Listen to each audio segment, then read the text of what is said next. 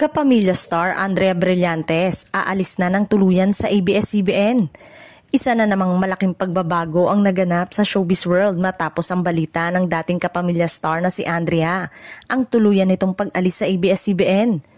Matapos ang ilang taon ng pagiging bahagi ng Kapamilya Network at pagbibida sa mga teleserye at iba't ibang proyekto, napagdesisyonan ng aktres na lumipat at subukan ng bagong direksyon sa kanyang karera. Si Andrea ay nakilala bilang isa sa pinakasikat na batang aktres ng ABS-CBN na nagbigay buhay sa mga karakter na tumatak sa manonood.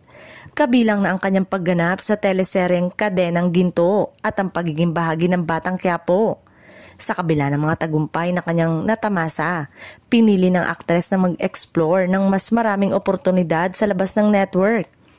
Marami ang nagtatanong kung saan nga ba susunod na mapapanood si Andrea at kung alin sa mga malalaking istasyon o streaming platform ang kanyang tutuluyan.